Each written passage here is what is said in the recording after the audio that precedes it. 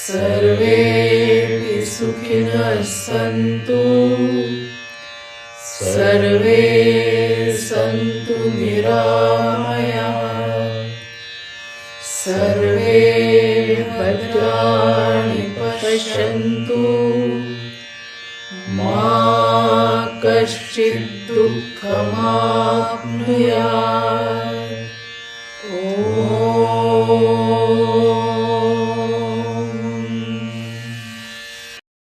कार्यक्रमाला सुरुवात करतो आहोत आपण. मी दीपा होनप, पार्किन्सन्स मित्रमंडळाच्या भेटू आनंदे या सभेमध्ये छत्रपती संभाजीनगरचे डॉक्टर दिलीप यार्दी, त्यांच्या पत्नी डॉक्टर अश्विनी यार्दी आणि आज या सभेसाठी जमलेल्या सगळ्यांचं मनपूर्वक स्वागत करते. आपल्याला सगळ्यांना माहिती आहे की भेटू आनंदे हा कार्यक्रम आपल्या शुभार्थी शुभंकरांना व्यक्त होण्यासाठी एक व्यासपीठ देतो, ज्याद्वारे इतरांनाही त्यांच्या कलागुणांबद्दल किंवा अनुभवांबद्दल माहिती तर मिळतेच, पण त्यातून कधी कधी चांगली प्रेरणाही मिळते. आज एका वेगळ्याच विषयावर म्हणजे पक्षी आणि पर्यावरण यावरील अभ्यास आणि जनजागृतीचे कार्य करत असलेला एक अवलिया डॉक्टर दिलीप यार्दी यांना आपण खास आमंत्रित केलं आहे. डॉक्टर यार्दी हे ख्यातनाम पक्षी अभ्यासक आणि निसर्गातील झाडे झुडपे, जंगले, पाणवठे, वन्य प्राणी यांच्या समवेत रमणारे असे व्यक्तिमत्व आहे. त्यांच्या या कार्यात त्यांच्या पत्नीचा म्हणजे डॉक्टर अश्विनी यार्दी यांचाही मोलाचा सहभाग आहे. तो कसा हे आपण कार्यक्रमाच्या शेवटी ऐकणार आहोत. मी डॉक्टर दिलीप यार्दी यांची थोडक्यात ओळख करून देते.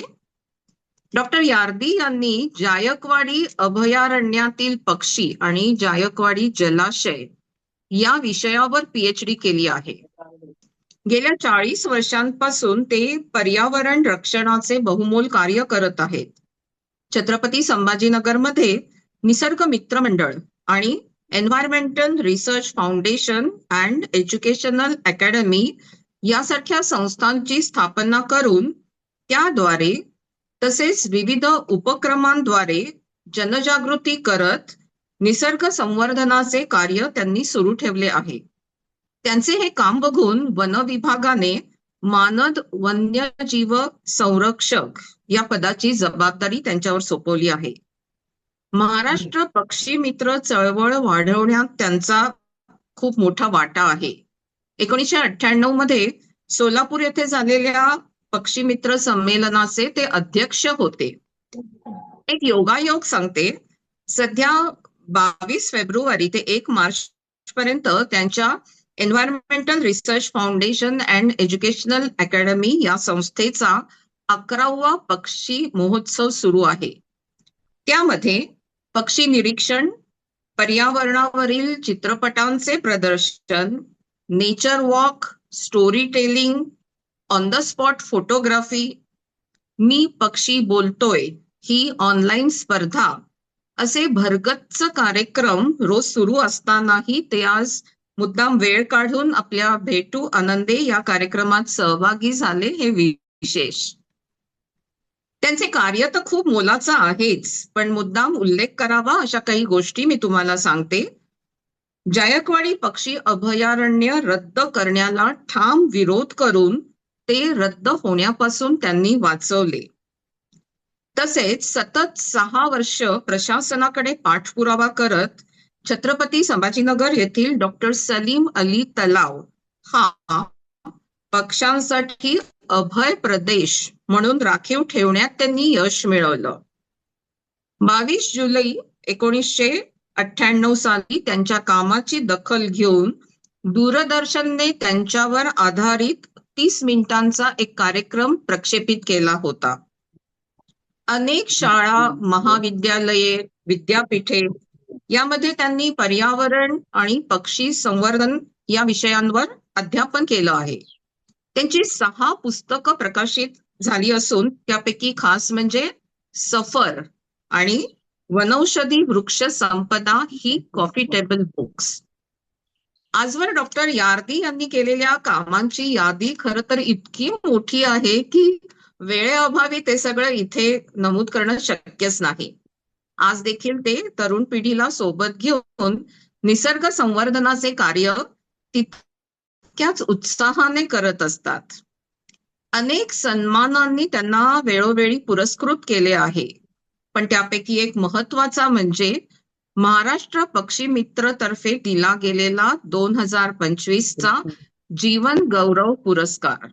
मी आपल्या सर्वांतर्फे डॉक्टर यार्दी यांचं या पुरस्कारासाठी मनपूर्वक अभिनंदन करते. धन्यवाद. तर असे हे निसर्ग प्रेमाने भारलेले आणि त्यासाठी सतत कार्य करणारे व्यक्तिमत्व आजच्या या कार्यक्रमासाठी आपल्याला लाभले हे आपले भाग्यच. आता मी डॉक्टर दिलीप यार्दी यांना विनंती करते की त्यांनी त्यांच्या पक्ष्यांच्या दुनियेची सफर आम्हालाही घडवावी. दिलीप दादा. धन्यवाद दीपा. एक वेगळा विषय तुम्ही मांडण्याची संधी मला दिली त्याबद्दल मी आपला आभारी आहे. आपल्या सगळ्यांना पक्षी दिसत आहेत का? स्लाइड हो. दिसत आहेत? हो, दिसतोय. दिसत आहे ना? हो हो. पक्षी हा विषय इतका सोपा आहे की प्रत्येक माणसाच्या जीवनामध्ये तो अविभाज्य घटक आहे असं म्हणायला आपल्याला हरकत नाही. पक्षी माहिती नाही असं कोणीच आपल्याला दिसणार नाही. पण पक्षी ओळखता येणं, पक्ष्यांचा जीवनक्रम अभ्यास करणं किंवा माहीत असणं म्हणजे फार थोड्या लोकांना या गोष्टी माहिती आहेत. आज आपण जे पक्षी बघणार आहोत ते 3 टप्प्यामध्ये बघणार आहोत. पहिलं म्हणजे आपल्या घराच्या आसपास झाडाझुडपात राहणारे पक्षी. त्यानंतर काही शिकारी पक्षी बघणार आहोत आणि सगळ्यात शेवटी आपण पाण पक्षी बघणार आहोत, जे की जायकवाडीचे पक्षी मुद्दाम सगळ्यात शेवट दाखवणार आहे. हे सगळे पक्षी बघायचे का, कसे, याबाबत आपण आता थोडंसं विवेचन करूया. प्रत्येक माणसाला, कुठल्याही वयाच्या माणसाला पक्ष्याबद्दल अट्रॅक्शन हे असतंच. आणि जेव्हा डोळे भरभरून आपण असे पक्षी बघतो त्यावेळेला मग आपल्या डोळ्याचं पारणं फिटतं. जायकवाडी त्या दृष्टिकोनातून एक अतिशय योग्य असे स्थळ आहे की जिथे आपल्याला सगळे पक्षी दिसतील. सर्व वयाच्या माणसांना पक्षी अट्रॅक्ट करतात. या जगामध्ये एकही माणूस असा नाही की ज्याला पक्षी आवडत नाही. संपूर्ण जगाचा थोडक्यात आढावा घेतला तर आपल्या असं लक्षात येतं की 11,000 पक्षी आपल्या जगामध्ये दिसतात. त्यापैकी 1350 पेक्षा जास्त पक्षी हे आपल्याला भारतामध्ये दिसतात. आणि ॲव्हरेज पक्षी 500च्या आसपास हे प्रत्येक शहरामध्ये आपल्याला दिसतात. महाराष्ट्राची जेव्हा आम्ही यादी केली तर 565 प्रकारचे पक्षी हे आपल्याला दिसतात. या सर्व पक्ष्यांची ओळख आपली आज करून घेणार आहोत आपण, त्यापैकी काही निवडत. पक्षी म्हटलं की त्याची चोच, त्याचं डोकं, त्याचे डोळे, त्याची पोट, त्याचं पाठ, त्याचे पाय, त्याची शेपटी कशा कशा आकाराची वगैरे वगैरे आपण बघतोच. पण आज जो पक्षी आपण बघणार आहोत तो याच्या पलीकडे पक्षी काय आहे हे बघणार आहोत. म्हणजे पक्षी नेमका माणसासाठी कसा उपयोगी ठरतो किंवा पर्यावरणासाठी कसे काम करतो, या अनेक बाबी आपण प्रत्यक्ष ज्या मी बघितल्या त्या छायाचित्राच्या स्वरूपात मी आपल्यासमोर मांडणार आहे. मोर हा सगळ्यांचा आवडता, सगळ्यांना माहीत असलेला पक्षी आहे. जंगलात आपण मोर बघायला गेलं की मोर आपल्याला बघून लांब उडतो. असा तो जंगलात पटकन पळून जातो. पण हाच मोर जर आपल्याला नाचताना दिसला तर आनंद होतो आणि संपूर्ण डोळ्यासमोर हा पक्षी आपले पंख पसरून नाचतो. या प्रत्येक पंखाचा जो आकार आहे तो एक डोळ्यासारखा आपल्याला दिसतो बघा. काही आपल्याला सूचना किंवा आपल्याला एक सांगत असतो हा पक्षी की डोळे उघडा तुम्ही आणि आजूबाजूच्या निसर्गाचं थोडंसं अवलोकन करा, ते बघा, आनंद लुटा, ते अभ्यास करा. म्हणून हा सरस्वतीचं वाहन आपण निवडलेलं आहे. याचबरोबर हा पक्षी नेमका नाचतो तो उन्हाळा संपून पावसाळा जेव्हा लागतो त्यावेळेला, म्हणजे शास्त्रीय भाषेत आपण बोललो तर हा क्लायमेट चेंजची सूचना पण आपल्याला देताना दिसतो. असे छोटे छोटे पक्षी आपल्या घराच्या आसपास असतात. निळे निळे चार फुलातलं मध चोखतात. एका फुलातून दुसऱ्यात, दुसऱ्यातून तिसऱ्यात, तिसऱ्यातून चौथ्यात. फळातील मध चोखणारे जे पक्षी आहेत त्या पक्ष्यांचा एक ग्रुप आहे. त्याच्यामध्ये सनबर्ड आहेत, ओरिओल्स आहेत,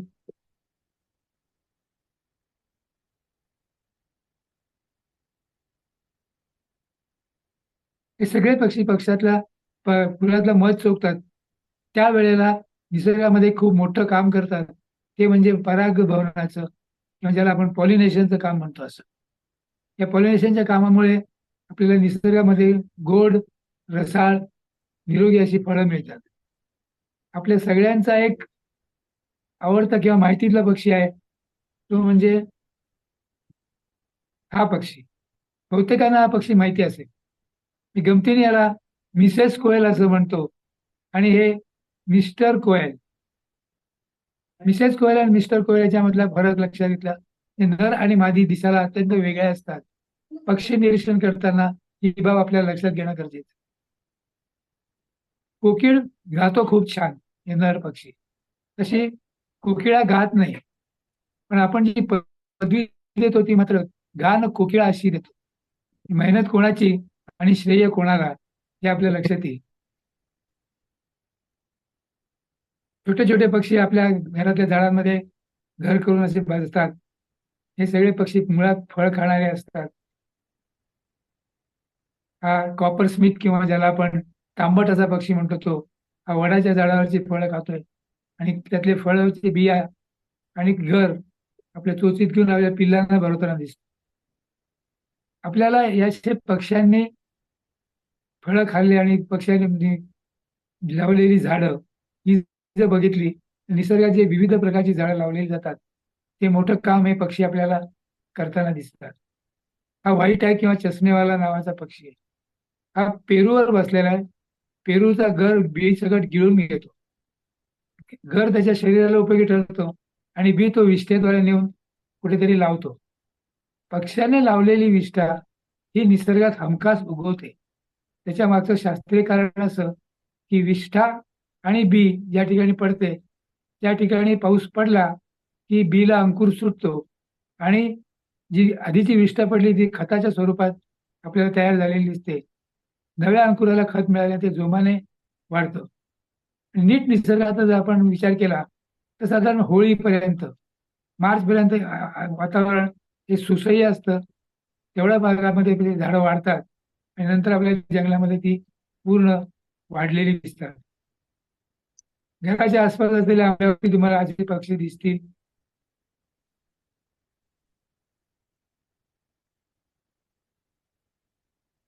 काही जंगली फळं खाणारे पक्षी आपल्याला दिसतील. पेरूचे झाड दाखवतोय. हे सगळे पक्षी आपल्याला फळं खाणारे पक्षी हे बिया लावून वृक्षारोपणाचं खूप मोठं काम करतात. निसर्गाचं रक्षण म्हणजे वृक्षारोपण करणं असं आपण म्हणतो. हा एक पक्षी मुद्दाम दाखवण्यासाठी मी आणला आहे. तो म्हणजे हा चातक पक्षी आहे. चातक पक्षी आपल्याकडे पावसाळ्यामध्ये स्थलांतर होतो आफ्रिकेमधून. जसा जसा पाऊस दक्षिणेकडे येतो तिथून पुढे उत्तरेकडे सरकत जातो तसा तसा हा पक्षी त्या पावसाबरोबर पुढे पुढे जातो. पावसाचं आगमन आणि पक्षाचं येणं हे एक दुसऱ्याला पूरक असल्यामुळे हा पक्षी फक्त आकाशातलं पाणी पितो असा आपला समज आहे. पण तो तितकासा खरा नाही. आपल्याला एरवी खालचं पाणी देखील पिताना दिसतो.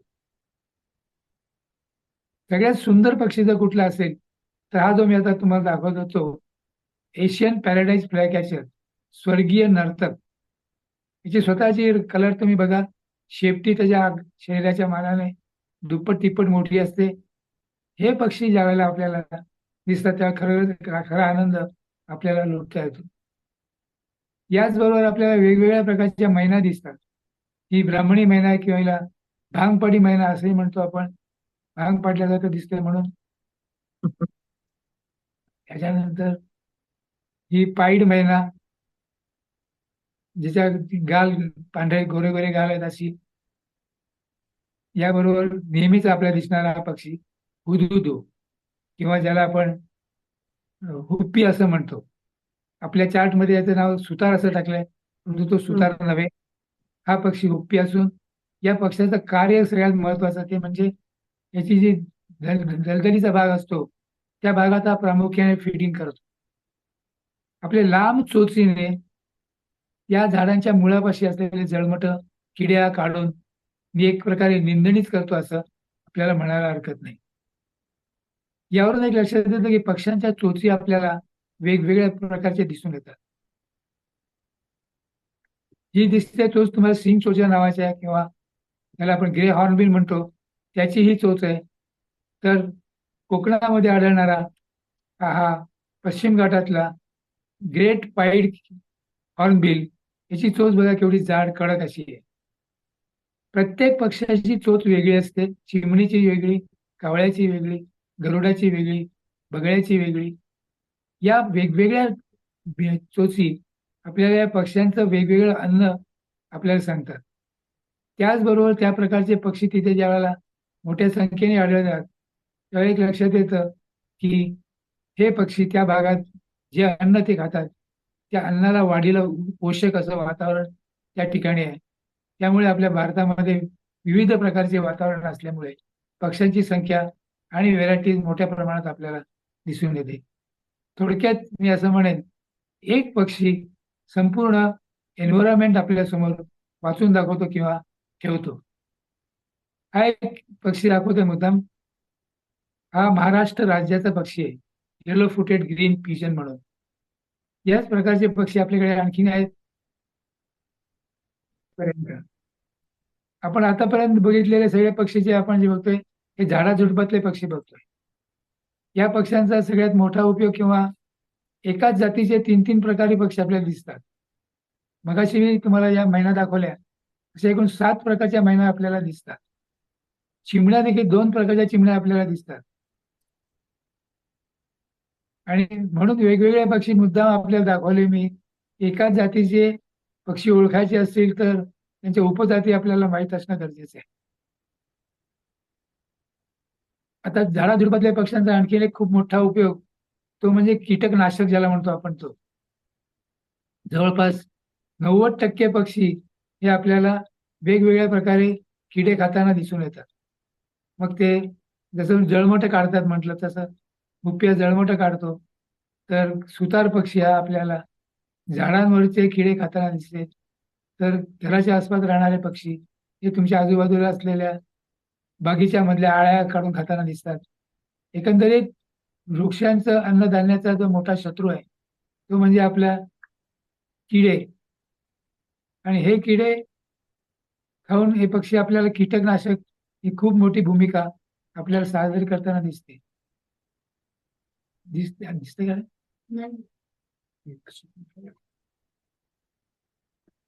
परत पहिल्यासारखं करून बघ. पहिल्यासारखं नाही होत.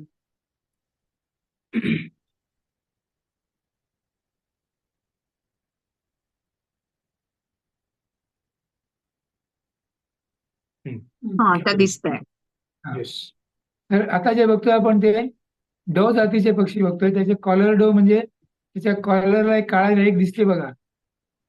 पक्ष्यांची नावं देखील आपल्याला दिलेली दिसतात. हा आता दिसला.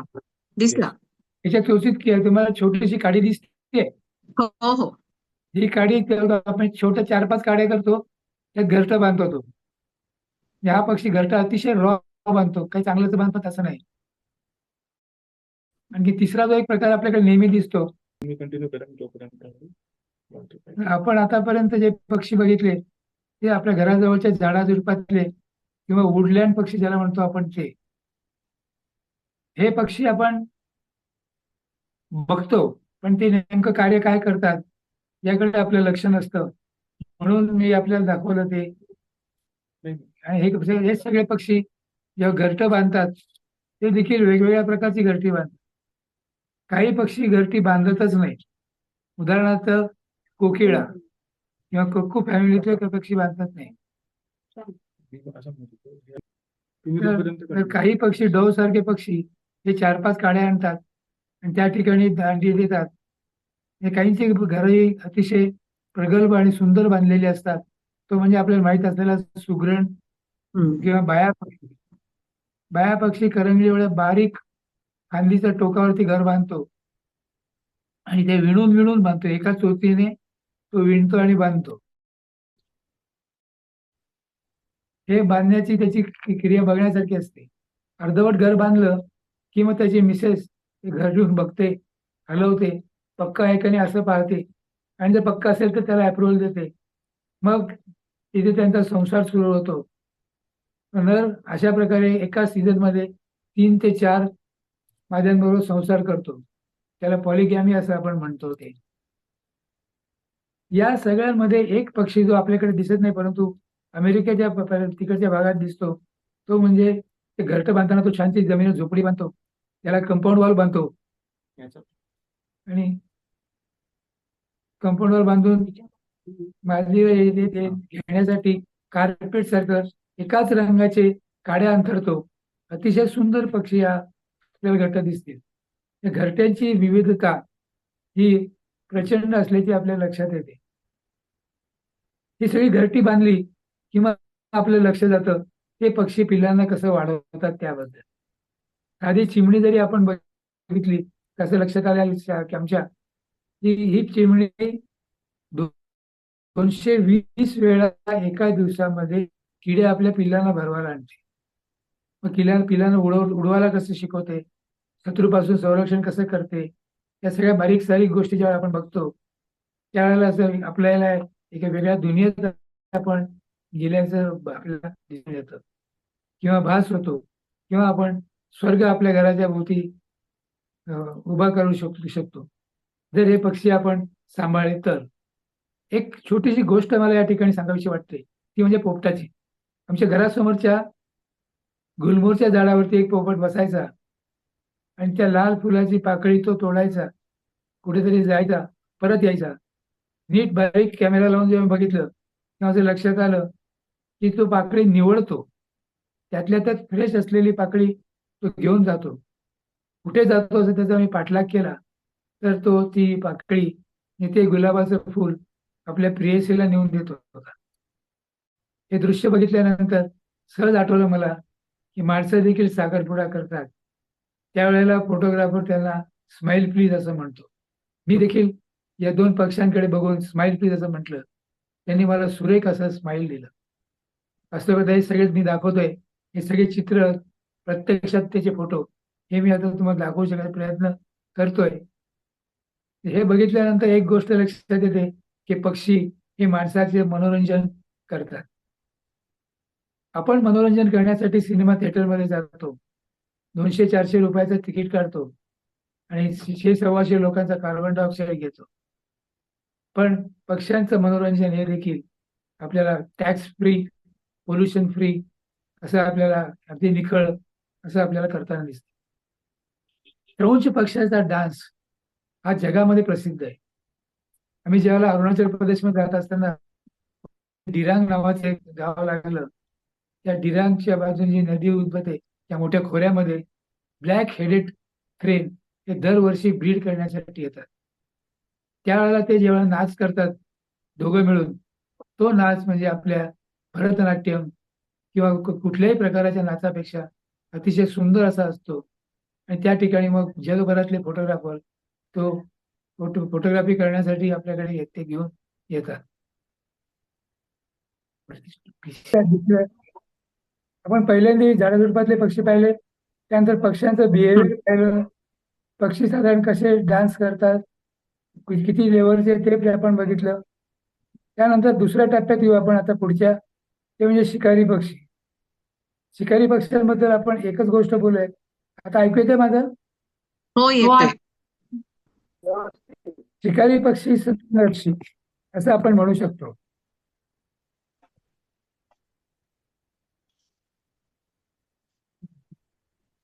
शिकारी पक्षी संतुलनरक्षी म्हणजे या निसर्गामध्ये पर्यावरणाचं किंवा निसर्गाचं संतुलन राखणं हे प्रचंड महत्वाचं आहे. हे सगळ्यांना माहिती आहे आणि सगळ्यांना याची कल्पना आहे. हे राखण्याचं काम हे शिकारी पक्षी करतात.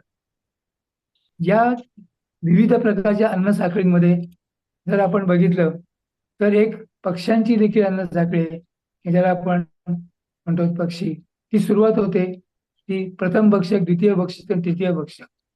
3 लेवलचे भक्षक आपल्याला या ठिकाणी आढळतात. त्यातल्या त्यात शिकारी पक्षी हे टर्शरी कन्झ्युमर्स किंवा तृतीय भक्षक असं म्हणता येईल आपल्याला. दाणे खाणाऱ्या चिमण्या, त्याच्यानंतर किडे खाणारे पक्षी आणि केवळ इतर पक्षी किंवा इतर मांसाहारी करणारे पक्षी, त्यातले त्यात शिकारी पक्षी म्हणजे मांसाहारी पक्षी असं आपल्याला म्हणायला हरकत नाही. त्या शिकारी पक्ष्यांची सुरुवात जर आपण पाहिली तर 29 प्रकारचे शिकारी पक्षी हे आपल्याला दिसतात. त्यापैकी पहिला जो पक्षी दिसतो तो छोटासा कोतवाल नावाचा पक्षी आहे. काळ्या घोर रंगाचा, शेपटी दुभंगलेली असते. हा पक्षी आपल्याला घराच्या आसपासही दिसतो. पाळरानावर, जंगलात हा हमखास दिसतो. या पक्षाचं वैशिष्ट्य असं की हा पक्षी आपल्या स्वतःच्या पेक्षा मोठ्या आकाराच्या शिकारी पक्षाला अक्षरशः मारून हकलून लावतो. म्हणून याला कोतवाल असं आपण म्हणतो. कोतवाल म्हणजे दुसऱ्याचं रक्षण करणारा. म्हणून याच्या आधिपत्याखाली हा जिथे घर बांधतो त्या शेजारी बरेच छोटे छोटे पक्षी आपले घरटी बांधतात कारण त्यांना आपोआप संरक्षण मिळतं. कोतवालानंतर दुसरा आपल्या परिचयाचा पक्षी म्हणजे खाटीक पक्षी, बुशर बर्ड ज्याला आपण म्हणतो तो. हा पक्षी बेडूक, छोटा पक्षी, सरडा, पाल यासारख्यांचे शिकार करतो. केलेली शिकार उचलून तो आपल्या इंटरनेट वायफाय नाही इथे स्ट्रॉंग जेव्हा करून घेणं सेटिंग अलाउच करत नाही तेव्हा नाही, माझ्याकडे हॉटस्पॉट नाही घेणार. माझा हॉटस्पॉट त्याला द्यायचा.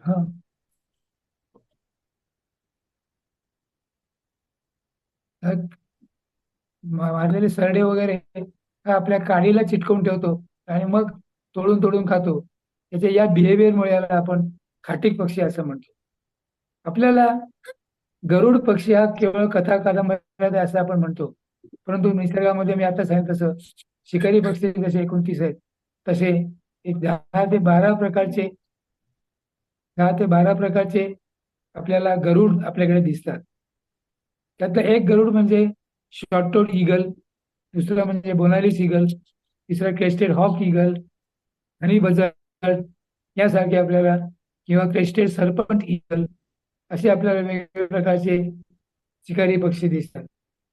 सगळ्यांच्या परिचयाची किंवा शेतांमधून दिसणारी कापशी घार हा एक अतिशय उत्कृष्ट, अतिशय देखणा, पांढरा शुभ्र असा शिकारी पक्षी आहे. या सगळ्या शिकारी पक्ष्यांची शिकार करण्याची पद्धत ही वेगवेगळी असते. या कापशी घारीची शिकार करण्याची पद्धत एकदा आम्हाला बघायला मिळाली. ही कापशी घार आकाशामध्ये उडत राहिली आणि एका जागी स्थिर हेलिकॉप्टर सारखी उडत राहिली. आम्हाला आश्चर्य वाटलं, म्हटलं अशी का करते ही. आम्ही सगळ्यांनी कॅमेरे आमचे काढले, जोडले. थोड्या वेळात तिने काय केलं, आपले 2 पंख वरच्या बाजूला ताठ केले आणि पाय खालच्या बाजूला सरळ केले. एक वाय आकाराचा आपल्याला आकाराचा पक्षी दिसायला लागला आणि ती अलगद खाली उतरत यायला लागली. खाली उतरून तिने जेव्हा ती परत वर उडाली तेव्हा तिच्या पायामध्ये संपूर्ण मोठा उंदीर आम्हाला दिसला. आता हा उंदीर तिने कसा पकडला, तर उंदरा हा एक खूप विलक्षण प्राणी आहे ज्याला कुतूहल आपल्याला प्रचंड असतं. तो काही धोका असला तर बिळात जातो, बिळातून परत धोका गेला म्हणून बाहेर बघायला येतो. त्या दरम्यान तिने बरोबर आपली शिकार साधली आणि उंदीर तिने पकडला. याच शिकारी पक्ष्यांबरोबर आपल्याला घुबडाच्या काही जाती दिसतात. पिंगळा झालं, बाळनाऊन झालं, शृंगी घुबड झालं, मासेमारी करणारं घुबड झालं. हे सगळे घुबड साधारणपणे त्यातल्या त्यात बाळनाऊल जे म्हणतो आपण, गव्हाणी घुबड, हे माणसाच्या वस्तीच्या आसपास आपल्याला राहताना दिसतं. त्याचा एक छोटासा किस्सा मी सांगतो आपल्याला. एक बाळनाऊल एका विहिरीत पडलं होतं. त्यांनी आम्हाला बोलवलं, आम्ही पाहिलं तर पंख निकाळला होता. तो घरी घेऊन आलो, त्याला पहिल्यांदा गरम केलं, पाणी त्यातलं काढून टाकलं, निखळलेला जो पंख होता तो म्हणजे डॉक्टर मित्राबरोबर दाखवून तो बसवून घेतला आणि मग ते आमच्या घरामध्ये रुळलं. जवळपास 7-8 महिने ते आमच्या घरामध्ये वावरत होतं. घरातनं बाहेर जायचं, परत यायचं. तसं काही घरातलाच कोणतरी एक सदस्य झाल्यासारखा तो झाला होता. आमच्या घरात दिवाणखान्यामध्ये एक कपाट ठेवून त्या कपाटावर तो जाऊन बसायचा. एक दिवशी काही पाहुणे आमच्याकडे आले. दरवाजात त्यांनी पाहिलं एक घुबड बसलेलं दिसलं. चालत चालत ते सोफ्यावर बसले. घुबडाने पण त्यांच्याकडे बघत बघत मान वळवली. घुबड 360 डिग्रीमध्ये मान वळवू शकतो. यांनी संपूर्ण मान वळवून त्यांच्याकडे पाहिलं. मी बाहेर त्यांना पाणी देण्यासाठी आलो, तर ते म्हणाले, "सर, किती सुंदर तुम्ही खेळणं ठेवलंय रिमोट कंट्रोलचं. आपोआप ते आमच्याकडे बघताय" म्हणे. म्हटलं, "हे खरंच घुबड आहे. हे रिमोटचं खेळणं नाही." असं म्हटल्यानंतर ते उडाले आणि म्हणे, "अतिशय अशुभ असतं. याला तुम्ही घरात कशाला ठेवलं?" म्हटलं, "अतिशय शुभ लक्षणी असं हे घुबड याचा मला अनुभव आहे." आणि अशुभ कशाच्या आधारे तुम्ही म्हणता? तर हे घुबड एका रात्रीत 3 उंदीर खातो, असा माझा अभ्यास आहे.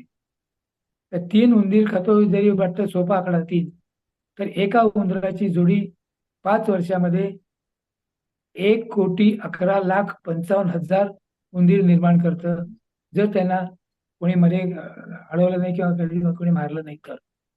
एवढ्या मोठ्या प्रमाणात उंदीर निर्माण होतात. ते उंदीर होऊ नयेत याचं उंदीरनाशक हे काम आपल्याला घुबडासारखे पक्षी करताना दिसतात. जसं कीटकनाशक मोठं काम आहे, तसं आपल्याला घुबड हे उंदीरनाशक काम करताना दिसतात. उंदीर आपल्याला माहिती आहे सगळीकडे न्यूसन्स प्रकार करतात. त्यातलं असं की उंदीर हा विमानात दिसतो, उंदीर रेल्वेत दिसतो, उंदीर घरात दिसतो. इव्हन आपला मोठा कॉम्प्युटर जो होता कॉम्प्युटर, ते देखील या उंदराने कुरतडून खराब केला होता. ही उंदराची नाशकता किंवा जे जे आपल्याला मोठ्या प्रमाणात दिसून येते.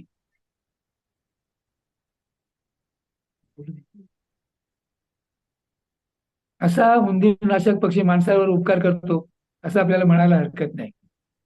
हे शिकारी पक्षी बघितल्यानंतर आपण जो तो शेवटचा टप्पा जो म्हटला, तो म्हणजे पाण पक्षी किंवा पाण्यावर अवलंबून असणारे पक्षी, वॉटर डिपेंडंट बर्ड्स ज्याला म्हणतो आपण ते.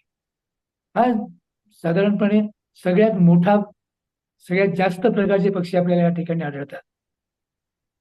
सध्या ज्यावेळेला जायकवाडीचं प्रकरण सुरू होतं, त्यावेळेला मी जायकवाडीवरती PhD मुद्दाम केली, की खरोखरच आपण जे म्हणणं मांडतोय त्याला काही शास्त्रीय आधार आहे का? म्हणून जायकवाडीचे प्राणी आणि पक्षी याच्यावर मी PhD केली. काही विलक्षण गोष्टी माझ्या लक्षात आल्या, ज्या की अतर्क्य म्हणायला आपल्याला हरकत नाही. जायकवाडीला प्रचंड प्रकारचे पक्षी येतात. जायकवाडी हे उथळ पाण्याचं धरण आहे, ज्याच्यामध्ये सूर्यप्रकाश हा तळापर्यंत जातो. असं एकमेव एशियामधलं धरण आहे असं आपल्याला म्हणायला हरकत नाही. सूर्यप्रकाश जातो याचा अर्थ त्या तलावाची प्रोडक्टिव्हिटी ही खूप प्रचंड आहे. आज जायकवाडी धरणामध्ये 61 खेड्यातलं सांडपाणी येतं. औरंगाबाद शहराचं सगळं सांडपाणी हे धरणामध्ये येऊन मिक्स होतं. एवढं मिक्स आलं असताना देखील आज ते पाणी बिलो डिटेक्टिंग लेवल अशा प्रकारचं आपल्याला त्याचं लॅबमध्ये अनालिसिस केलं तर म्हणावं लागतं. हे कशामुळे होतं? जायकवाडीमध्ये 215 प्रकारच्या पाण वनस्पती, ज्याला अल्गीज म्हणतो आपण, ते 79 प्रकारचे एंजिओस्पर्म्स आहेत. हे सगळे ॲक्वेटिक मी सांगतोय ते. 35 प्रकारचे मासे आहेत आणि फ्लोटिंग ज्याला म्हणतो आपण, तशा जवळपास ॲझोला पिनाटा आणि मार्सेलिया म्हणून 2 प्रकारचे टेरिडोफाइट्स आपल्याला दिसून येतात. ॲझोला पिनाटा हे आम्हाला 50 वर्षात जायकवाडीत कधी दिसलं नाही. ते गेल्या वर्षी आम्हाला दिसलं. हे नवीन शोध म्हणायला हरकत नाही. हे ते आणलं कोणी? जे काही वॉटर प्युरिफाय करतं असं झाड आहे. हे पक्ष्यांबरोबर आपल्याकडे दक्षिणेतून जे पक्षी औरंगाबादला येतात त्या त्यांनी आणलं असं आमच्या लक्षात आलं. जायकवाडीशी माझा संबंध जो आला तो 1973 साली, जेव्हा जायकवाडीमध्ये मी जायकवाडी म्हणजे इरिगेशन डिपार्टमेंटला रुजू झालो त्यावेळेला. माझं फोटोग्राफी चांगली असल्यामुळे मला धरणाचे फोटो काढायचं काम मिळालं होतं. त्यामुळे दर आठवड्याला मी जायकवाडीला जाऊन धरणाचे फोटो काढायचे. त्याच वेळेला बाजूबाजूला असणारे पाण्यातले पक्षी पण मला दिसायला लागले. त्यांचे पण मी फोटो काढायचो. हे सगळे फोटो काढून मुंबईला बॉम्बे नॅचरल हिस्ट्री सोसायटीमध्ये सलीम अली ज्यावेळेला त्याचे सगळे अध्यक्ष होते त्यावेळेला जायचो, त्यांना दाखवायचो आणि त्याचं आयडेंटिफिकेशन करून घ्यायचो. ज्यावेळेला मी काही पक्ष्यांच्या स्लाइड्स त्यांना दाखवल्या त्याच्यामध्ये पक्षी प्रचंड दिसत होते, बारीक बारीक टिपके. त्यावेळेस सलीम अली मला म्हणाले की यार्दीजी, इतके मोठ्या संख्येने पक्षी मी कधी आतापर्यंत कुठेच पाहिले नाही. हे पक्षी तुम्ही मध्ये फोटोशॉपमध्ये तयार केलेत की काय? म्हटलं नाही सर, तुम्ही येऊन बघा. आणि खरोखरच 1984 साली सलीम अली स्वतः जायकवाडीला आले. 2 दिवस आम्ही त्यांच्या बरोबर फिरलो. सगळे पक्षी प्रत्यक्ष दाखवले आणि मग त्यांना एवढा आनंद झाला की महाराष्ट्रामध्ये एवढ्या मोठ्या संख्येने पक्षी येणारं हे एकमेव ठिकाण आहे. इतकंच नव्हे तर मी ठामपणे सांगू इच्छितो की एशियामध्ये देखील हा सगळ्यात मोठा धरण आपल्याला लक्षात येईल. मग त्यांनी रेकमेंड केलं की तुम्ही या ठिकाणी पक्षी अभयारण्य उभं करायला सरकारला मदत करा. मग त्यातले पक्षी, त्यांची संख्या, आवश्यक असलेला डाटा कलेक्ट केला आम्ही आणि सरकारला सबमिट केल्यावर 1986 साली हे अभयारण्य म्हणून घोषित झालं. मगाशी माझा परिचय करून देताना हे धरण, ही सेंच्युरी डिनोटिफाय करण्याच्या मी विरोधात ठामपणे उभा होतो असं म्हटलं गेलं होतं. एवढा मोठा पाण पसारा, इतक्या मोठ्या प्रमाणात जैवविविधता असलेला हा भाग अभयारण्य झाल्यामुळे वाईल्ड लाईफ ॲक्टनुसार काही त्यांना बंधनं आली.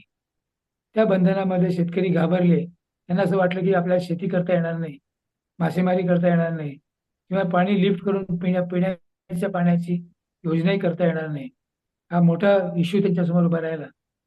मग हे डिनोटिफाय करा म्हणून सगळ्यांनी मिळून प्रयत्न करायचं ठरलं.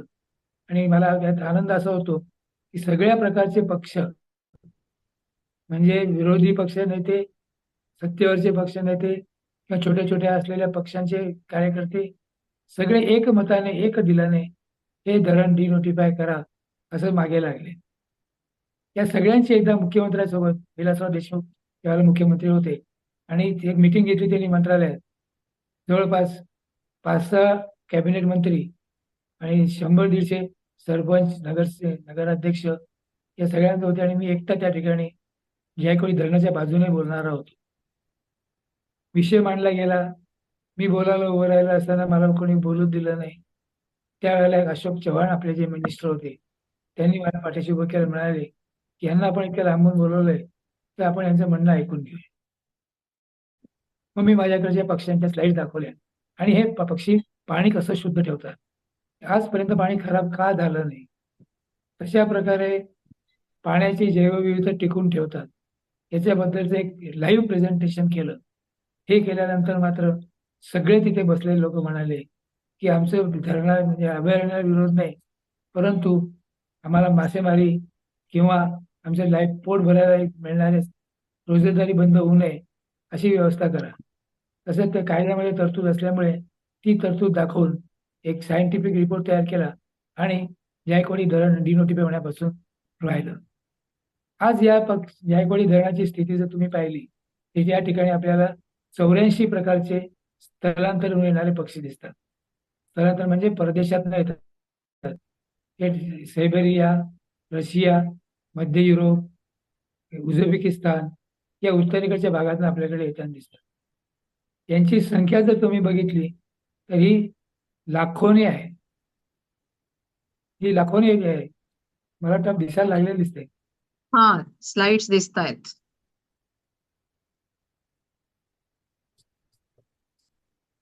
असं कधी एक एक पटपट आपण बघूया. आपण हे पाहिलेल्या स्लाइड्स आहेत. हो, खाणारे पक्षी आपण पाहिले होते.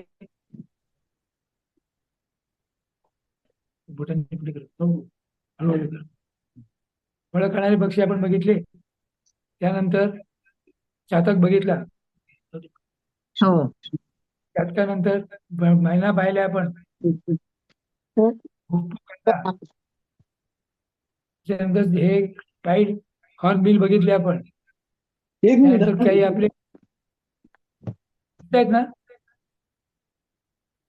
हॅलो, हे पक्षी आपण बरोबर. हे पक्षी आपण पाहिले. आता इथून पुढे नाही पाहिलं. हा शेवटचा पक्ष्यांची गर्दी. हे एक आठवलंय ना तुम्ही लिहून नाही. दिसतंय का आता? हो हो, ते घरटी नाही. बांधलेलं तिथपासनं त्यांनी पाठवलं पाहिलं नाहीये, नाहीये. ते बनवलं ते ते बघ, 12 लाख 30 काहीतरी मला तरी माहीत चालू आहे. सनबर्ड सारखा पक्षी आपल्या घराच्या आसपास घरटं बांधतो. कचरा चिटकवल्यासारखं दिसतंय तुम्हाला? काहीतरी हो हो नाही ते कचऱ्याचा पुंजका चिटकला असं वाटतं आपल्याला. पण नीट बघितलं तर पक्षी फीड करताना दिसेल. त्यानंतर आपण बघतोय तो स्वर्गीय नर्तक. त्याचं छोटंसं घरटं त्यात तो बसलाय बघा. सुरण पक्षी दिसतो बांधताना. पिवळ्या रंगाचा. हो हा, बाया पक्षाचं घर दिसतंय.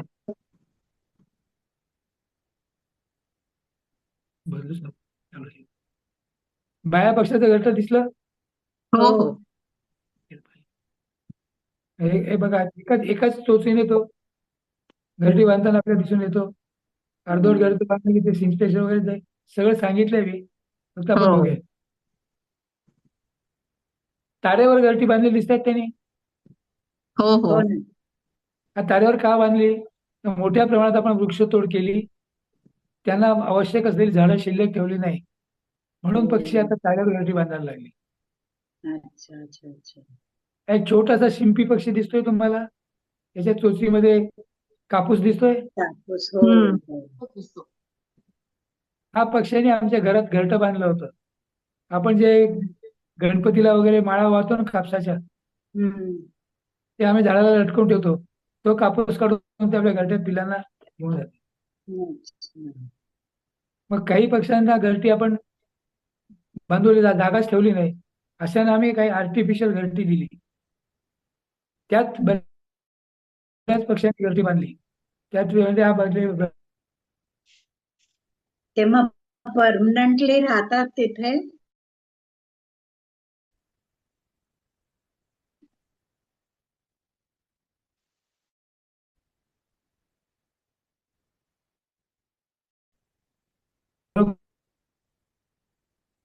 फ्रीज झालंय. काहीतरी हा हा झालं परत. पण डॉक्टर यार्दी अजून हेच आहे.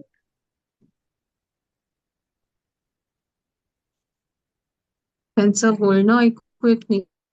आहे ना, हालचाल पण दिसत. हो कसं आता? ओके. म्हणजे त्यांच्या माईक वर म्यूटचं दिसल्यासारखं वाटलं मला. अच्छा. होतील. छान आहेत स्लाइड्स. खूपच सुंदर. खूपच सुंदर स्लाइड्स आहेत. हो ना. पाप वाटतं म्हणजे त्या पक्ष्यांना किती घाणीच्या गोष्टींनी घरटं बांधायला लागतंय. हो ना. आणि निरीक्षवाडी धरण म्हणजे एक मोठं सरोवर आहे. तुम्हाला बरंच स्लाइड दिसायला लागल्यात का?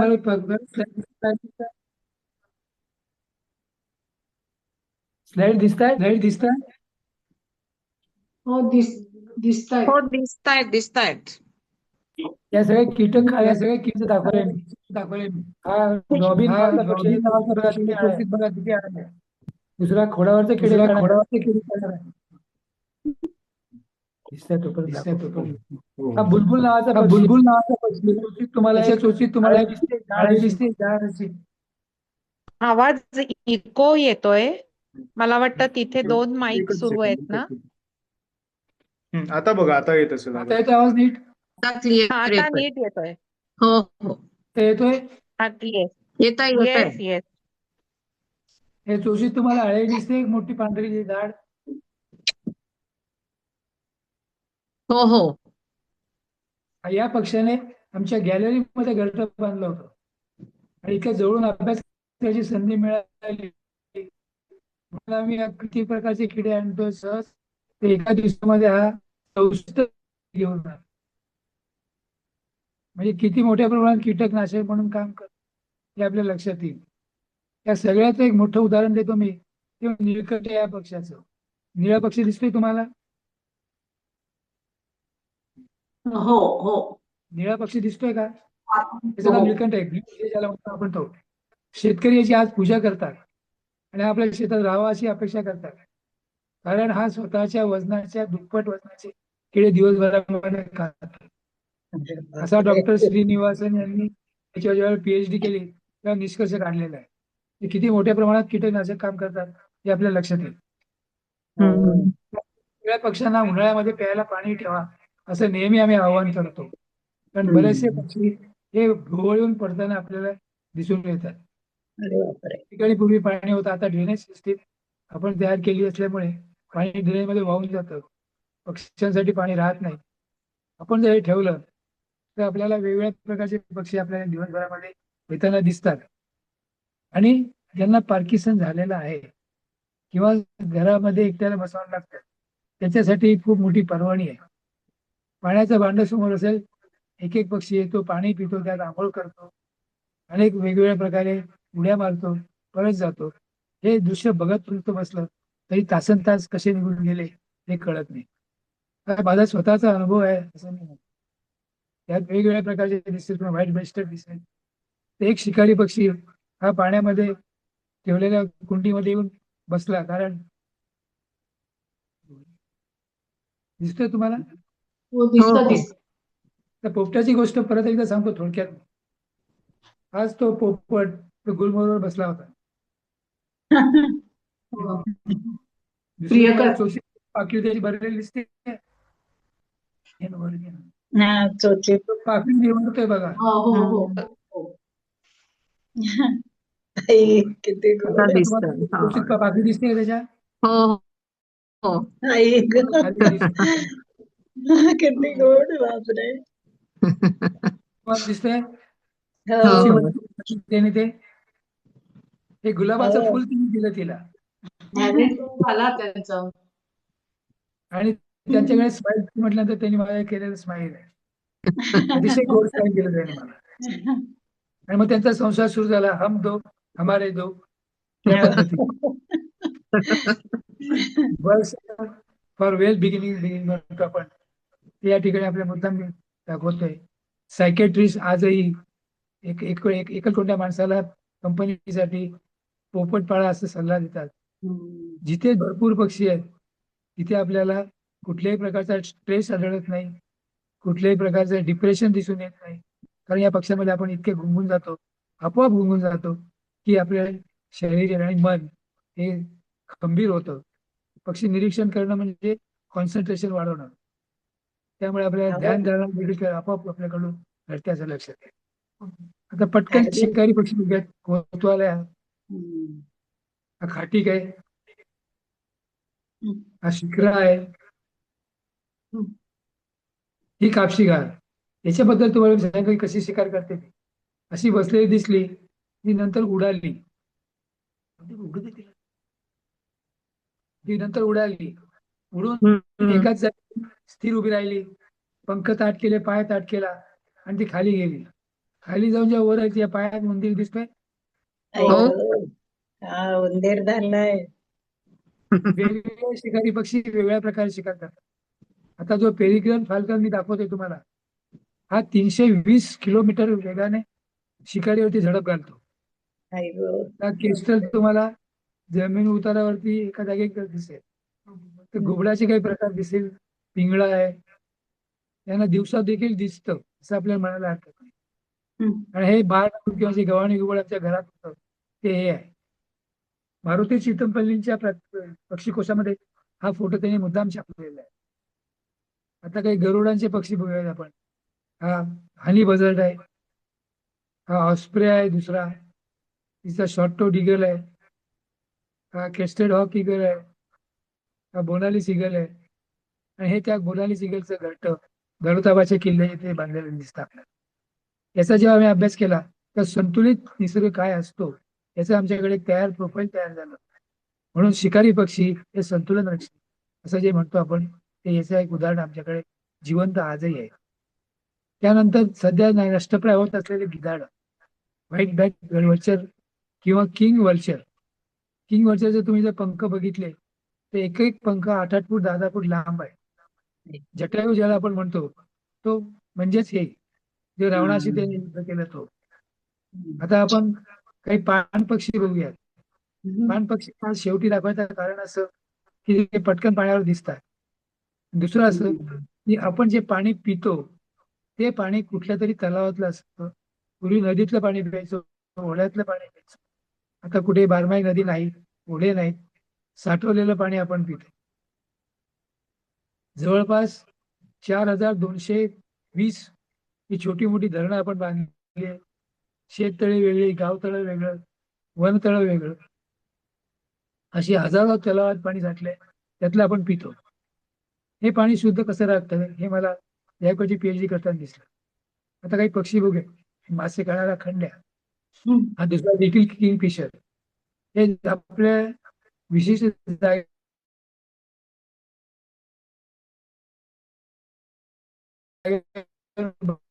असतात, उडून उडून खातात. तिसऱ्या दिवशी सुद्धा किलकिल्या पाहिजे.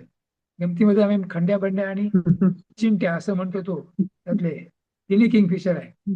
जायकवाडी दिसणारे हेरॉन जातीचे पक्षी आपल्याला दिसतात. ग्रे हेरॉन, हा पर्पल हेरॉन, हा पॉन्ड हेरॉन, हे सगळे पक्षी जायकवाडीच्या धरणात आपल्याला गुण्यागोविंदाने फीड करताना दिसून येतात.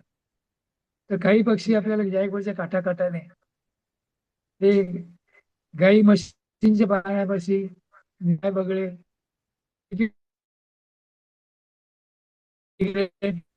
दुसरा मीडियन इग्रेट आणि चौथा लार्ज इग्रेट. हे तिन्ही प्रकार आपल्याला जायकवाडीला दिसतात. आणि सी गल, समुद्र पक्षी. जायकवाडी जलाशय एवढा मोठा आहे, प्रचंड, की त्याचे नाव देखील दात सागर असं आपण दिलेलं आहे. सागराची ओळख ही सागरी पक्षी असल्यापासून होत आहे. त्यातले हे ब्लॅक ब्राऊन हेडेड गल, याच्या चोचीत तुम्हाला एक मासा दिसतोय आणि ज्याच्या खालोखाल दुसरा पक्षी दिसतो तो म्हणजे नदी सुराय किंवा रिव्हर टर्न. काठाकाठाने बसलेले आपल्याला दिसतात, ते म्हणजे असे रांगेने बसलेले दिसतील तर काठाकाठाने मोठ्या संख्येने बसलेले दिसतील. जायकवाडीमध्ये असलेल्या बेटांवर या पक्ष्यांचं ब्रीडिंग होतं. एवढ्या मोठ्या संख्येने बसलेले दिसत आहेत, प्रत्येकाचं घरटं याच्या खाली आपल्याला दिसतं. जेव्हा तुम्ही जायची संधी मिळाली तर अन्य येतील काय अशी भीती वाटते आपल्याला. इतक्या मोठ्या प्रमाणात इथे पक्ष्यांचं ब्रीडिंग होताना आपल्याला दिसून येतं. हे सगळे बगळे, हेरॉन्स हे आपल्याला पाण्याकाठच्या एखाद्या गवताळ किंवा एखाद्या जमिनीच्या उंचवट्यावर बसलेले दिसतात. असे रांगेने दृश्य जरी खूप विलोभीने दिसलं तरी ते दिसायला छान असतं. पण हे पक्षी आपल्या पिल्लांना भरवतात, त्याच वेळेला त्या झाडावर ज्या वेळेला राहतात त्यावेळेला संबंध झाड पक्ष्यांनी भरलेले दिसते. हो. या पक्ष्यांची विष्ठा कायम खाली पडत असते रात्रभर. ते मासे खाणारे असल्यामुळे विष्ठा फॉस्फरसने परिपूर्ण अशी असते. हा फॉस्फरस शेतकरी शेतामध्ये खत म्हणून वापरताना आपल्याला दिसतंय. आणखी एक मोठं काम पक्षी करतात आपल्याला, ते म्हणजे आयबीस सारखे पक्षी. याची चोच तुम्हाला दिसते कुदळीसारखी लांब आहे. त्याला मराठीत कुदळ्या आपण म्हणतो. त्याचे चोच चिखल चिटकलेलं दिसतंय का? पाणी जसं जसं ओसरायला जातं तसं ही चिबीड जमीन ही आपल्याला दिसून येते. आणि हे पक्षी या चिबीड जमिनीमध्ये खोलवर आपली चोच बुडवतात आणि ती सबंध जमीन भोकं भोकं भोकं पाडून एडिट करतात, चिबीड होण्यापासून वाचवतात. दुसरं पक्षी म्हणजे दुसरा ग्लॉसी आयबीस. याच्या चोचीत तुम्हाला शंख दिसेल. हे शंख शिपले इतक्या मोठ्या प्रमाणात जायकवाडीला दिसून येतात. हे जर नाही खाल्ले गेले किंवा नाही केलं तर कॅल्सिफिकेशन हे होताना आपल्याला दिसून येईल. याच्यापासून पक्षी वाचवतात. हा ब्लॅक हेडेड आयबीस हा आपल्याला सापाचं थोडं पिल्लू खाताना दिसून येतोय. यानंतर आपण बघणार आहोत तो म्हणजे रंगीत करकोचा, पेंटेड स्टॉर्क. हे सुद्धा खूप मोठ्या संख्येने आपल्याला आलेले दिसतात. आणि यांचं जायकवाडीला ब्रीडिंग सुरू आहे. एका झाडावरती आपल्याला कॉलनीच्या कॉलनी बांधलेल्या दिसून येतात. याच सोबत आपल्याला ओपन बिल स्टॉक दिसतात. त्यानंतर अतिशय देखणा पांढरा शुभ्र काळ्या काठीचा गुलाबी पायाचा शेकाट्या, त्याला ब्लॅकविंग स्टिल्ट असं म्हणतो, तो आपल्याला दिसतो. हा पक्षी आपल्याला पाणी कुठे शुद्ध आहे कुठे अशुद्ध आहे हे सांगतो. त्याला इंडिकेटर बर्ड असं म्हणतो आपण तो.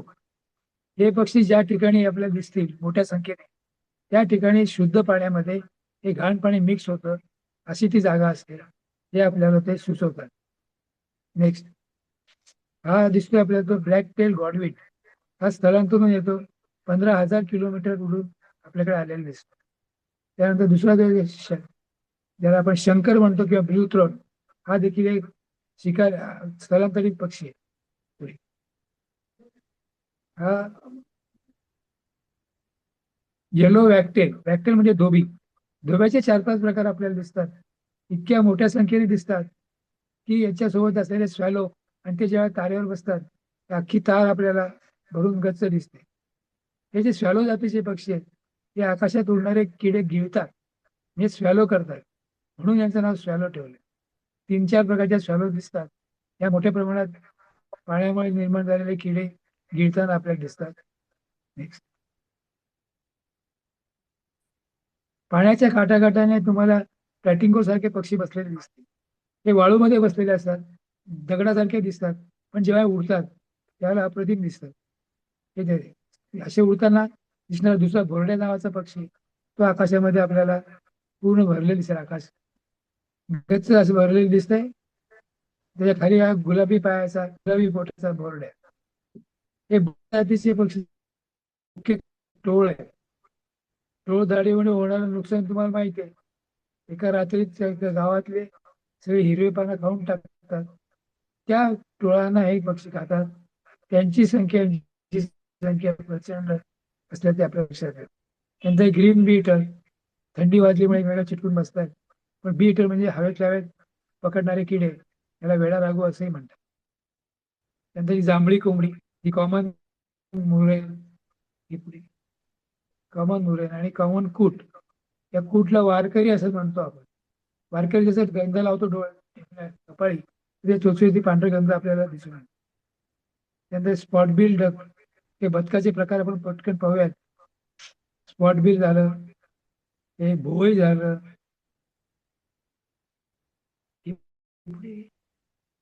रेड पोचार्ड झालं, किंवा युरोशियन विजन झालं, किंवा नकटा डक झालं, किंवा पिनटेल झालं. हे पिनटेलला आपण पिनटेल का म्हणतो, कारण ते शेपटीला जे शेपूट आहे शेवटचं टोक, हे पिन सारखं दिसतं. दिसतंय तुम्हाला पिन सारखं? ही बघा.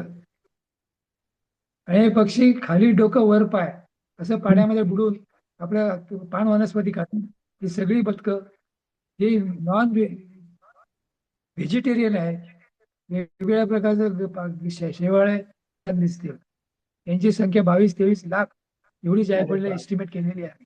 एवढे ते खातात आणि हा संपूर्ण तलाव युट्रोफाईड होण्यापासून वाचवतात.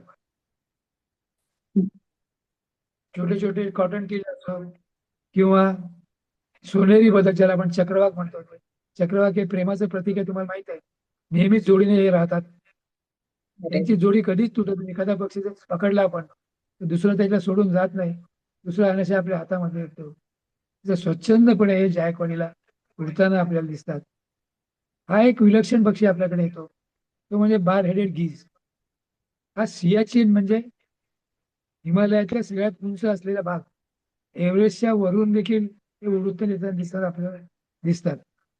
आणि हे पक्षी आपल्या सैनिकांना धोक्याची सूचना देतात. त्यांचं स्थलांतर सुरू झालं की हे सैनिक जिथे आपल्या सियाचीन मध्ये असतात त्यांच्या डोक्यावर उडत जातात. कधी कधी हे उडणं थांबतं. उडणं थांबलं म्हणजे शेत आपले सोल्जर समजतात की हिमवादळ येणार. मग हिमवादळ येऊन जातं, यांचं परत स्थलांतर सुरू होतं. अशी धोक्याची सूचना हे पक्षी आपल्याला देताना दिसतात. आता हे रेसर विस्लिंग टील, यांची संख्या पण खूप मोठी आहे. दिसली तुम्हाला खूप मोठ्या संख्येने. हो. सगळ्यात जास्त संख्येने येतो तो हा टफ्टेड पोचाळ. एका स्लाइड मध्ये तुम्हाला बारीक बारीक बारीक बारीक खूप दिसतात. हो. सगळा पाण्याचा पृष्ठभाग 379 स्क्वेअर किलोमीटर एवढा या पक्ष्यांनी भरलेला असतो. आणि हे पक्षी जलाशयातील 23 लाख पक्षी 700 टन पान वनस्पती एका सीझन मध्ये खातात. ते आम्ही कसं मोजलं, त्या पक्ष्याची विष्ठा घेतली, त्या विष्ठेमध्ये काय काय सापडतं यावरून त्याचे आम्ही एस्टिमेट काढले. दुसरा मगाशी जो मी तुम्हाला पाणकावळा सांगितला, तो हा काळा पाणकावळा. त्यांची संख्या बघा, तुम्हाला काळी रेघ दिसते खाली, हम्म. जवळपास 1 ते 1.5 किलोमीटर लांब अशी रेघ आहे. अरे बापरे. आणि एकमेकांना चिटकून चिटकून बसलेले दिसतात तुम्हाला खाली. दिसतंय? किती सुंदर. एवढे सगळे पक्षी एका वेळेला पाण्यामध्ये उतरतात, पुन्हा पाण्याची घुसळण करतात आणि पाणी शुद्धतेला काम करतात. अरे बाप. आता सगळ्यात आवडता, सगळ्यात शेवटचा पक्षी म्हणजे फ्लेमिंगो. मुद्दाम मी दाखवतोय. निळ्या शार पाण्यावरती पांढरे शुभ्र गुलाबी पायाचे हे पक्षी आपल्याला मन मोहून टाकतात. गुलाबी पाय दिसतात, हो हो. गुलाबी पायाचा. या पक्षाची खरी ब्युटी जर बघायची असेल तर ती उडताना बघायची. हे पाण्यावरती जसं विमान रनवेवरती पळतं तसं हे पाण्यावरती पळतात. तुम्हाला एक खाली थवा पाण्यात पळताना दिसतोय बघा, दिसतोय? हे पाण्यावर पळतात, पळल्यानंतर आकाशात जातात, मग एक रांग करतात. मग एक पक्षी एका पुढे, एक पक्षी एका पुढे अशी रांगच्या रांग उडून जाताना दिसतात. ही ज्यावेळेला आकाशातून जाते त्यावेळेला त्याच्या पांढरा रंग आकाशाशी मिसळून जातो. गुलाबी रंग हा एक फ्लेम येताना अशी वाटते. The flame is going and is called as a flamingo, असं मी नेहमी म्हणतो. आतापर्यंत आपण जेवढे सगळे पक्षी बघितले, हे पक्षी दाखवण्यासाठी आम्ही शहरातील लोकांना दरवेळेला घेऊन जातो. कधी कधी फॉरेनर्स येतात, ते बघतात. त्या 4 मुली ज्याला शिकायला आल्या त्यांनी पाहिलं, त्यांच्या डोक्यावरून जे पक्षी उडत गेले, वेगळा आनंद त्यांना झाला. पक्षी आता सुरू आहे आमचा. हजारो लोक, 100-1 लोक एका वेळेला पाणी बघत असतात आणि हजारो पक्षी त्यांच्या समोर उडत असतात. हे नयन दृश्य पाहण्यासाठी आपण सगळ्या एखाद्या वेळेला खास जायकवाडीला पुढल्या थंडीमध्ये येऊयात, कारण हिवाळ्यामध्ये पक्षी आपल्याला दिसतात.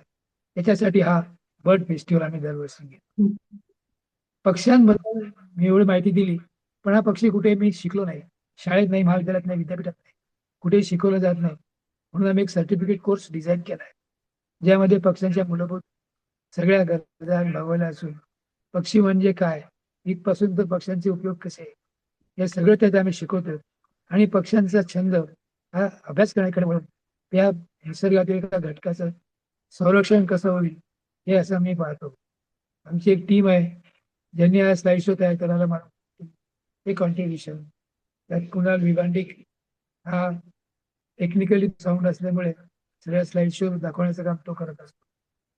तुम्हा सगळ्यांचं मी आभार मानतो की जरा विस्कळीत झालं, पण सगळ्या स्लाइड मला दाखवता आल्या, हे थोडं समाधान मिळतं.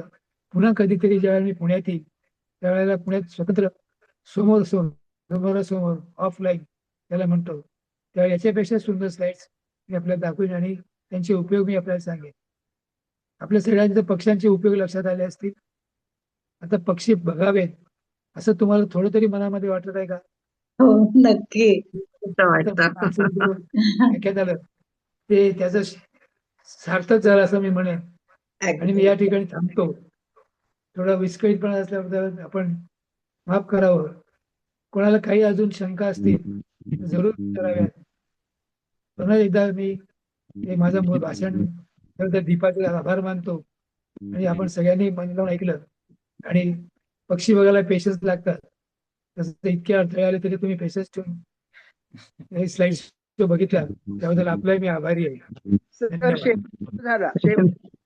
बघायला मिळालं. दादा, आम्हीच तुम्हाला खूप मनापासून धन्यवाद द्यायला पाहिजेत, कारण इतक्या सुंदर स्लाइड्स आणि पक्ष्यांबद्दलची इतकी सुंदर माहिती तुम्ही दिलीत. टेक्निकल प्रॉब्लेम जे आहे त्यावेळेला येतात त्याच्याबद्दल कोणीच काही करू शकत नाही. हा, पण त्याच्यासाठी तरीही असतात. तुमचा कोण निनाद मदतीला आला म्हणून आपण सगळ्या स्लाइड्स बघू शकलो, हे हो. चांगली गोष्ट आहे. आणि तुमच्या त्या पुस्तकाचं नाव सफर आहे. तर खरोखर तुमच्या बरोबर या पक्ष्यांच्या दुनियेची ही अनोखी सफर आज तुम्ही आम्हाला घडवून आणलीत आणि त्यातनं खूप माहिती मिळाली. तसं पाहायला गेलं तर आपण सगळे रोज आपल्या आसपासचे पक्षी बघत असतो किंवा कधीतरी मुद्दाम एखाद्या पक्षी अभयारण्याला जाऊन भेट देतो आणि मग तिथे काही रेअर पक्षी बघतो. पण या पक्ष्यांचा असा अभ्यास काही आपण केलेला नसतो किंवा इतकी डिटेल माहिती काही आपल्याला नसते. आणि पक्ष्यांचा आणि आपल्या पर्यावरणाचा इतका जवळचा संबंध आहे, हेही कधी फारसं समजलं नव्हतं. थोड्या गोष्टी माहिती असतात, पण इतके डिटेल्स माहिती नसतात. आज तुम्ही ते फोटोंच्या सहाय्यानं इतक्या सुंदर पद्धतीनं उलगडून दाखवलत. खूप छान वाटलं. मी सुरुवातीला म्हणाले होते की डॉक्टर दिलीप यार्दी यांच्या पत्नी डॉक्टर अश्विनी यार्दी यांचाही त्यांच्या पतीच्या कार्यात खूप महत्वाचा वाटा आहे. तो कसा, ते आता आपण त्यांच्या तोंडून ऐकूया. अश्विनी वहिनी. हो, नमस्कार. दिसतंय का?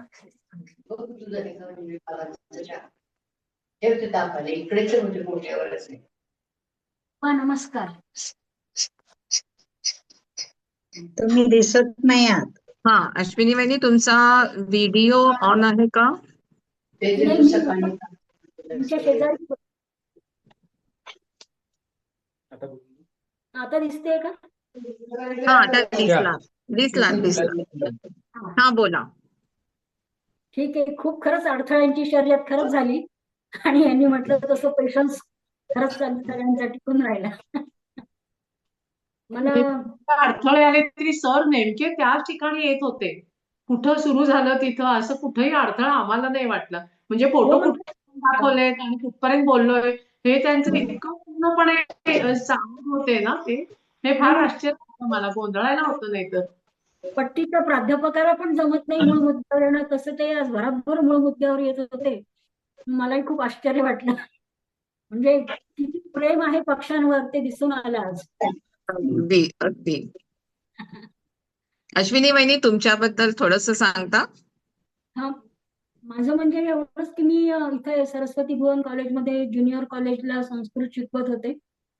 ज्युनियर कॉलेज असल्यामुळे काही पीएचडीचा वगैरे संबंध नव्हता, पण तरी पण आवड म्हणून मी पुढे उपनिषदांमध्ये पीएचडी केली पुणे विद्यापीठातून. आणि इथे विद्यापीठात पण काही वर्ष मग नंतर शिकवलं. तर मला असं वाटतं आणि यांच्या बरोबर मी जिथे जिथे संधी मिळाली तिथे तिथे जात होते. यांच्यात इतकं पक्षी पाहायला जास्त गेले नाही, पण तरी पण बरेचदा आम्ही वेगवेगळ्या ठिकाणी, भरतपूर असेल, आफ्रिकेत असेल, तर आम्ही गेलो आणि खरोखर पक्ष्यांच्या प्रेमात पडावं अशाच प्रकारचं मी यांच्या जवळून जेव्हा मी पक्षी बघितले तेव्हा मला ते सारखं जाणवत होतं. पण पूर्वीच्या काळात मात्र मी फारशी या कामामध्ये त्यांच्या बरोबर जाऊ शकत नव्हते, कारण सगळ्या जबाबदाऱ्या पण होत्या. पण आता मात्र आम्ही जातो. नुकतंच आम्ही काझीरंगाला पण गेलो आणि तिथे पण आम्ही भरपूर पक्षी बघितले. अजून बोलता बोलता एक गोष्ट माझी सांगायची राहून गेली, ती म्हणजे मला देखील पार्किन्सन आहे. 1914 पासूनचा आहे. या छंदामुळे मला पार्किन्सन आहे हे मी विसरून जातो. खूप चांगलं. किती वेळ तुमच्यासाठी सुंदोपा आहे ते. सुंदोपा आहे तुमच्यासाठी पक्षी निरीक्षण. अश्विनी वहिनी, तुम्ही उपनिषदांचा अभ्यास केलात आणि त्यामध्ये जे काही पक्ष्यांच्या संदर्भात माहिती तुम्हाला मिळाली त्याचा तुम्ही दिलीप दादांना कसा उपयोग करून दिलात त्याच्याबद्दल थोडं सांगता? ज्यावेळेस आमचे दादा होते म्हणजे माझे सासरे होते त्यावेळेस तेव्हा भागवत वगैरे आमच्याकडे लावलं. त्यामुळे भागवतामध्ये खूप सुंदर अशा प्रकारचा निसर्ग आणि पर्यावरण आहे. तर त्यावेळेस तो भाग काढून दाखवला आणि त्याचं भाषांतर वगैरे सांगितलं, तेव्हा यांनी पर्यावरण आणि निसर्ग, पक्षी वगैरे या गोष्टी, त्या गोष्टीला आता जवळपास 25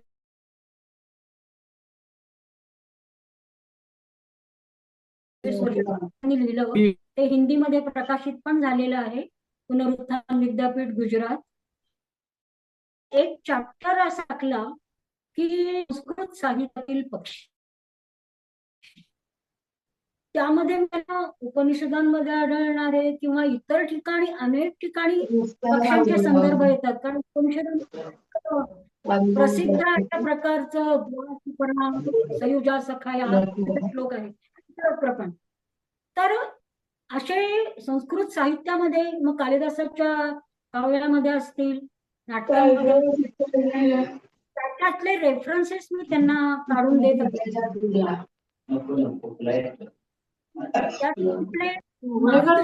तुमचा व्हिडिओ बंद करा जोगळेकर. अनिल जोगळेकर, प्लीज व्हिडिओ बंद करता का?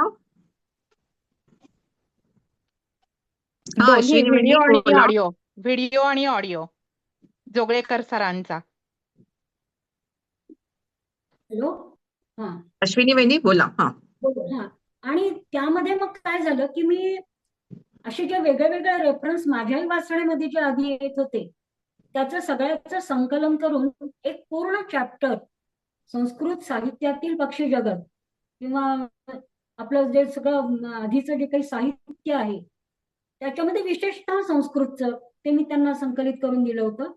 आणि दुसरी गोष्ट म्हणजे त्या पुस्तकामध्ये 60 पक्षी असे निवडले की मारुती चित्तमपल्लींचं जे मृगपक्षी शास्त्र आहे हे हंसदेव रचित अशा प्रकारचं मृगपक्षी शास्त्र प्राचीन काळी एका राजा दरबारामध्ये त्याच्या मदतीने जे लिहिलंय त्या हंसदेवाने, तर त्याच्यातले सिलेक्टेड पक्षी, त्यातली संस्कृत कॉमेंट्री, त्यावेळेचं त्या पक्षाचं वर्णन, आताच्या बदललेल्या निसर्गात तो पक्षी तसाच आहे का, हे सगळं ताळून बघून त्या बाबतीत सुद्धा मी त्यांना ते प्रकरण लिहायला मदत केली. की खरंच आश्चर्य वाटतं की त्या काळात सुद्धा किती सुंदर असा प्रकारचं पक्ष्यांचा अभ्यास आपल्या भारतीयांनी केलेला आहे हे पाहून खरंच आपल्याला थक्क व्हायला.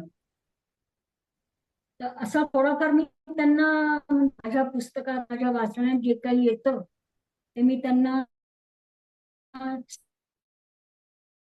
सांगत असते. असं आहे संस्कृत आणि पक्षी, म्हणजे एवढंच नाही तर आम्ही जेव्हा कुठे एखाद्या वगैरे जातो की मला मंदिर, इतिहास असं आवडतं, यांना पक्षी आवडतं. मग काही भाग त्यांचा, काही भाग माझा, पण योगायोगाने असं होतं की दोन्ही, जिथे मंदिर आहेत, जिथे निसर्ग आहे तिथे पक्षी असतातच. म्हणजे आपोआपच दोघांची आवड ही अशी एकत्र येऊन जुळते आणि मग ती ट्रिप छान होते. खूप छान, खूप छान. आता आम्ही काझीरंगाला जेव्हा गेलो किंवा गुवाहाटीला गेलो, मला कामाख्याच्या दर्शनामध्ये रस होता. तिथं आम्ही दुर्गा तांडव सादर केलं जवळपास 900 बायकांनी. आणि त्याच वेळेस त्या ब्रह्मपुत्रेवरती अनेक प्रकारचे पक्षी सुद्धा दिसले. म्हणजे असं हे दोन्ही आमचं साध्य आपोआप होऊन जातं. त्याच्यामुळे असं काही आता वादाचा विषय राहत नाही की तुम्ही फक्त काय पक्षी करता किंवा तू काय फक्त मंदिरं करते. म्हणजे नर्मदा परिक्रमा आम्ही जेव्हा केली तेव्हा माझा दृष्टिकोन आध्यात्मिक होता आणि यांना सगळं ते पाणी आणि ते पक्षी आणि ते निसर्ग पाहिजे. म्हणजे कारण काही का असे ना, पण आम्ही एकत्रित अशा प्रकारची ती नर्मदा परिक्रमा केली आणि आनंद त्याच्यातून अनुभव. किती छान गोष्ट आहे ही. आणि खूप चांगल्या प्रकारे सांगितली सहजतेने तुम्ही. So thank you so much. खरं तर अश्विनी वहिनींनी, मला माहिती आहे म्हणून मी सांगते की आपल्या संसाराची, मुलींची जबाबदारी, स्वतःचं शिक्षण आणि प्राध्यापकाची नोकरी, ही सगळी कसरत बऱ्यापैकी एकटीने करत करत त्यांनी दिलीपदादांना त्यांच्या छंदासाठी पूर्णपणे मोकळीक दिली. आणि एवढंच नाही तर आता त्या शुभंकर म्हणूनही त्यांना खूप चांगली साथ देतात. सो तुमचं कौतुक करावं तितकं थोडंच आहे. असं काही जनरली आपण कुठल्याही आपल्या कार्यक्रमानंतर प्रश्नोत्तर असं एक घेतो, पण मला वाटतं की आता आपल्याला वेळ झालाय तर आपण असं करूया की डॉक्टर यादी आपल्या इन्फो ग्रुपवर आहेतच. सो हा कार्यक्रम ऐकणाऱ्यांपैकी कोणाच्या मनात काही शंका असतील तर आपण त्या व्हॉट्सअपच्या इन्फो ग्रुपवर विचारू शकतो आणि मग दिलीप दादा त्यांना त्या शंकांचं निरसन करतील. तर असं चालेल ना? हा. सो आता आपण कार्यक्रमाच्या शेवटाकडे येऊया. आपल्या सर्वांतर्फे डॉक्टर दिलीप यार्दी आणि त्यांच्या पत्नी डॉक्टर अश्विनी यार्दी आणि टेक्निकल प्रॉब्लेम सॉल्व्ह करणारा निनाद याचं मनापासून खूप खूप धन्यवाद. आत्ताच्या या प्रोग्रामला जे आपले शुभार्थी शुभंकर हजर आहेत त्यांचेही मनापासून आभार. आणि मुख्य म्हणजे रेकॉर्डिंगची जबाबदारी मुंबईहून सांभाळणारे आपले डॉक्टर अतुल ठाकूर, त्यांनाही मनापासून धन्यवाद. आजचा हा कार्यक्रम आपण इथे संपवत आहोत. नमस्कार आणि धन्यवाद. खूप आनंद वाटला.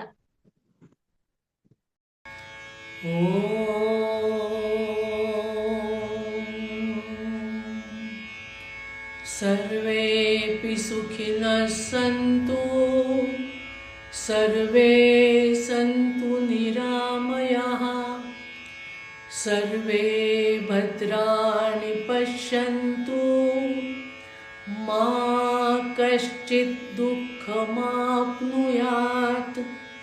ॐ